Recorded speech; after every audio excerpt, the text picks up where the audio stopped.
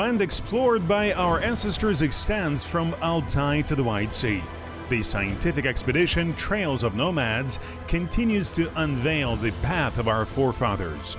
A group of scientists, led by pilgrim of the 21st century Saqtar has already visited more than 50 countries. Scientists reveal the exciting secrets of the past. Watch an amazing story of a great journey in the Trails of Nomads program.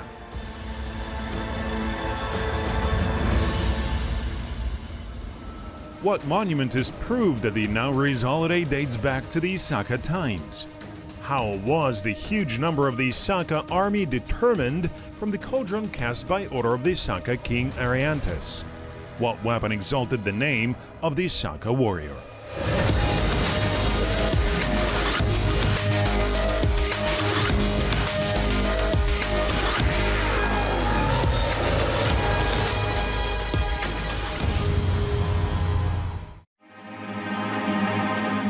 Golden Samruk that is supporting the sky.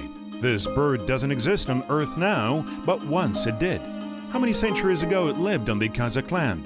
This assumption has been confirmed by archaeological scientists. An echo of memory suggests that such a bird really lived. Saka, Huns, Turks, they all very closely interacted with nature and depicted the Samrukbird on the objects that they used in everyday life. It occupies a special place in the minds of the Kazakhs, the descendants of the greatsteppe.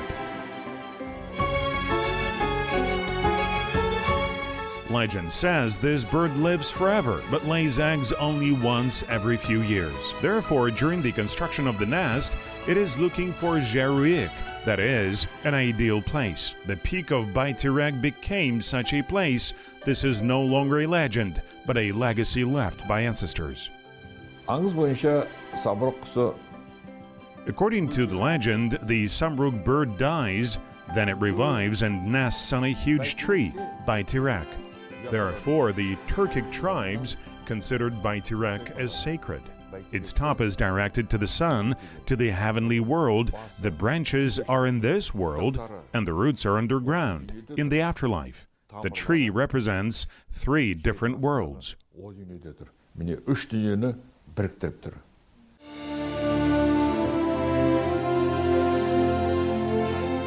Samruk people lived in ancient times and they were engaged in smelting gold. The father of history Herodotus and the son of Apollo Aristeus from Greek legends wrote about him. Their description lead to the land of Jetesu, to the Issyk mound. The gold man found there has decorations in the shape of a golden bird. It follows from this that the Samruks who melted gold merged with the Saka. On the staff of the gold man found in Araltöbe in Attara region, there is an image of a Samruk. The Ujar princess from eastern Kazakhstan is also connected with them. She has a Samruk ornament.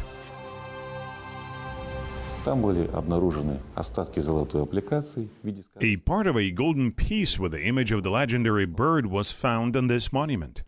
According to our mythology, it is a Samrukbird. In addition, images of saigas and other objects made in the animal style were found nearby. All this corresponds to the culture of the Saka who lived in this territory. That is, this is the period from the 4th to the 2nd century BC.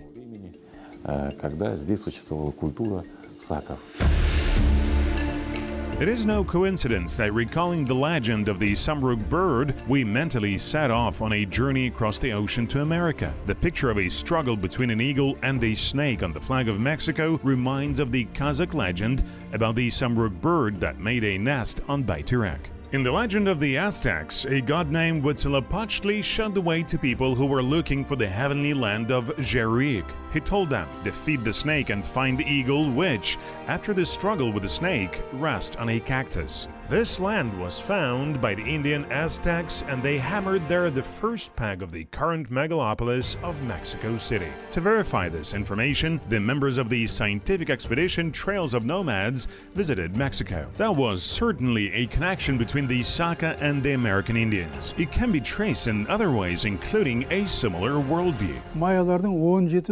The Maya have 17 types of different calendars. I will name only one of them. This is the 260-day calendar. 260 is the product of 20 and 13. The moon passes around the earth 13 times a year. We have a lot of things connected with the number 13. Kazakhs say that at 13, a young man becomes the master of the house. 13 is the first cycle of the old chronology of a person's age. Here's an interesting story. Common turtle. Nobody pays attention to the slow-walking turtle. Nobody says, "Here comes the turtle." If you look at the shell, then there are divisions on it. There are 13 of them, and there are 20 hanging parts along the edges. So if you multiply 13 by 20, it will be 260. The petroglyphs on this stone seem to confirm the similarity of the worldview of the two peoples. If you climb the Mount Kidd Peak in Arizona, you can see the petroglyphs as in Kazakhstan. This legacy is from the Papago Indian tribe. Now there is an astronomical observatory in that place. This is also no coincidence.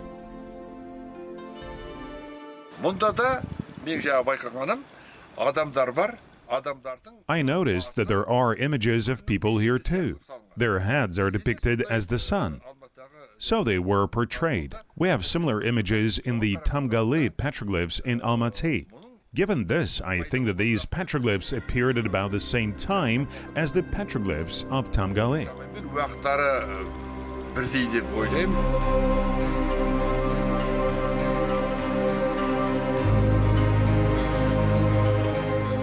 There is the Tanbali Reserve Museum in the southeast of the Chuili Mountains. On the one hand, it is like an art gallery. On the other hand, it looks like a library. Almost 5,000 petroglyphs on stone are drawings, a kind of artwork and at the same time source of information. Anthropomorphic images called sunheads deserve special attention. These petroglyphs date back to the period from the 14th century BC to the 6th, 8th century AD.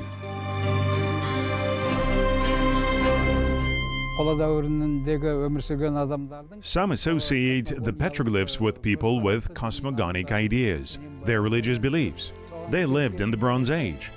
The sun is a celestial body. The sun gives light and warmth to the whole earth, and its image is the personification of the sun god.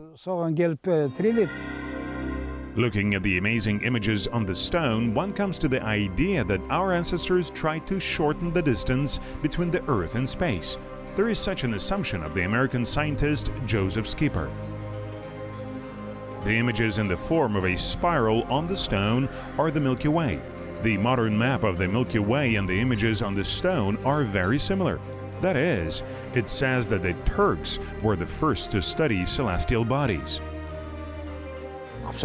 We know that Kipchak shamans played an important role on the territory of the Great Steppe. For example, a shaman who was near Attila could predict the future. Many European prophets who looked at the stars made predictions. There were astrologists and shamans from the Great Steppe. This is a well-known fact.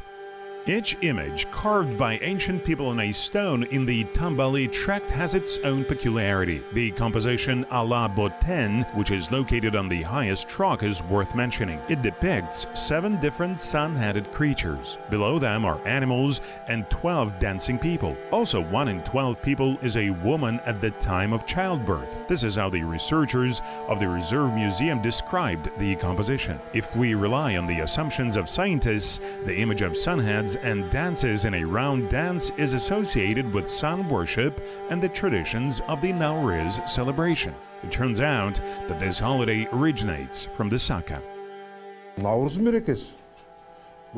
Nowruz is a Persian word. Perhaps this means the new year, they say. We have preserved and honor this holiday to this day. It is a cultural tradition that arose as a result of human interaction with nature. The day of Korisu, that is, the day of the meeting, which was many centuries ago, is still celebrated. That is, this tradition, in contrast to, for example, division into clans, has already been absorbed in the mind, and this is a great national tradition. The American Indians also have a holiday similar to our Nowruz. The ancient city of Teotihuacan is located 50 kilometers northeast of Mexico City, the capital of Mexico. Its history dates back to the 3rd century BC, and this city is famous for its 2 giant pyramids. The first pyramid of the sun, the second pyramid of the moon. Here are the descendants of the ancient Aztecs. Modern Mexicans are waiting for the equinox. Біздің заманымызға дейінгі 3-ші мыңжылдықтар, оның басында 4-ші мыңжылдықтарда сол белгілі бір. The 3rd millennium BC. In the 4th millennium, there was a large cultural association with a common language. This large association included pro-Turkic linguistic groups. Ішінде сол прото-түріктік бір лингвистік бір топтардың болуы мүмкін. Researchers say ancient Nowruz is a completely different Nowruz. In ancient times, on the day of Nowruz celebration, everyone poured Nowruz koje prepared at home into one large cauldron. It was Nowruz koje, cooked for 30-50 houses. It was called Nowruz koje or kopkaje, that is, a lot of koje, says Ahmet Taktabai, Doctor of Historical Sciences. Kazan, or cauldron, was considered sacred. This custom was still among the ancient Saka and Huns and has survived to this day. This is evidenced by cauldrons found in different burials. The records of the father of history, Herodotus, tell us about the cauldron of the Saka king Ariantus. It describes the following. Its thickness corresponds to 6 fingers on hands. The giant cauldron is cast from the arrows of the Saka warriors. It stands in Aksampe. It is a symbol of unity and harmony. The cauldron located in the mausoleum of Khoja Ahmet Yasawi also has the same meaning. For example, the meat of 2 or 3 horses can fit in a taikazan. But they didn't cook meat in taikazan. This was considered a bad omen. Taikazan was not turned over, not broken. That is, all this was considered a bad omen. Here is another historical information recorded by Herodotus about the number of Saka warriors. Looking at this cauldron, one can understand how much metal is needed for its manufacture. That is, if everyone brought an arrow for this, imagine how huge the army of the Saka was. It is necessary to pay attention to the quality of the troops. Saka were brave warriors and real military strategists. This can even be seen in the movie Tamiris. Queen Tumar, using very effective tactics, destroyed a huge army led by Cyrus.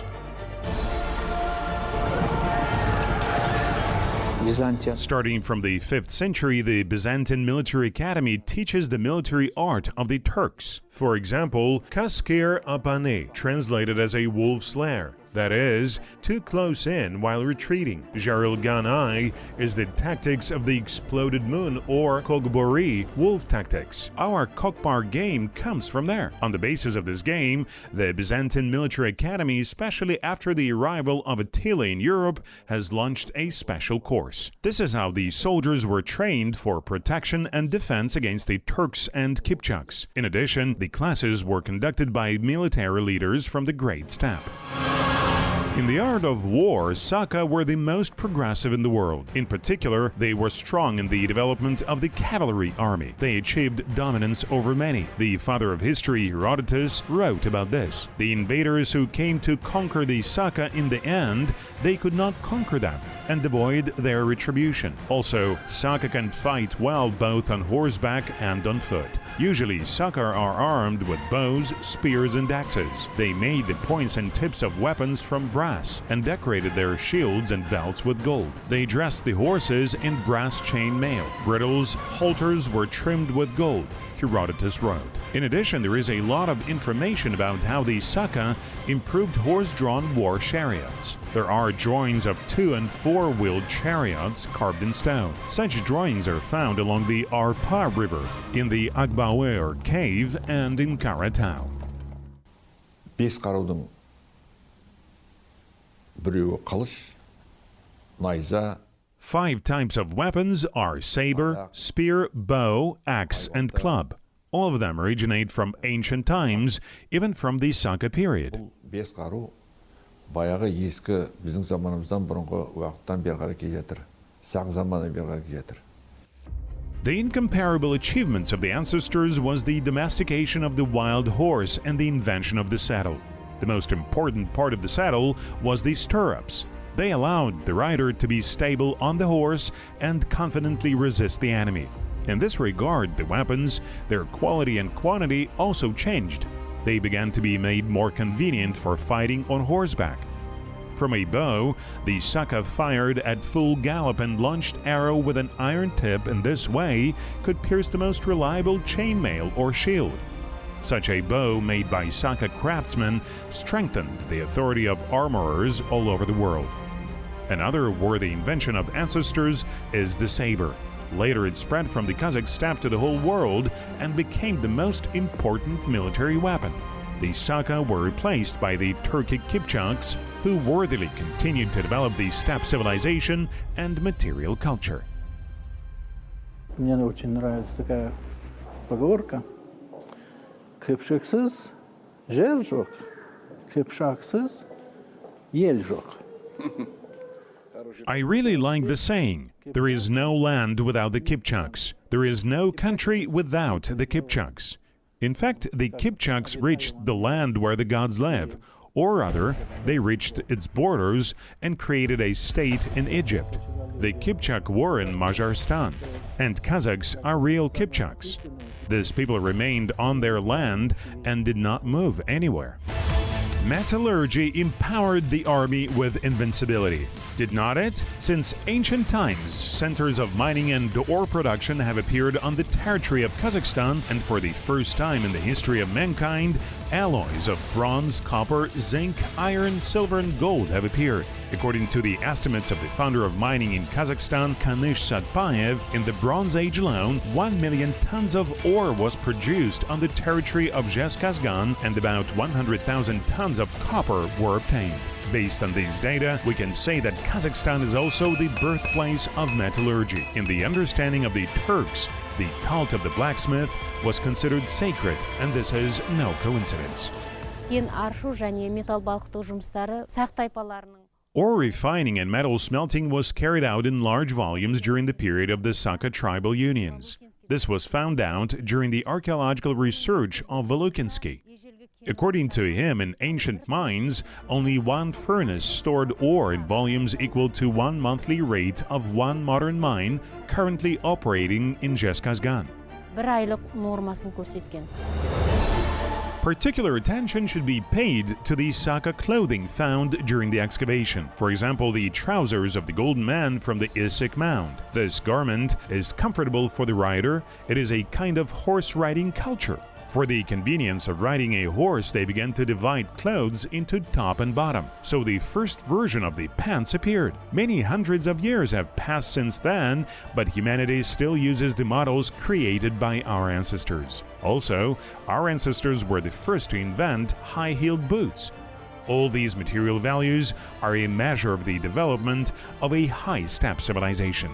The characteristic of this steppe civilization corresponds to a sedentary culture, as our statehood originates from the ancient times.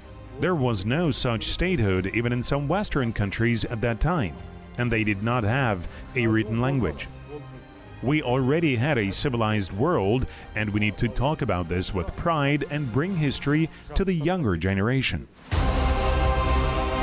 About 20 states were formed on the territory of the Kazakh steppe since the time of the Saka. They share common roots.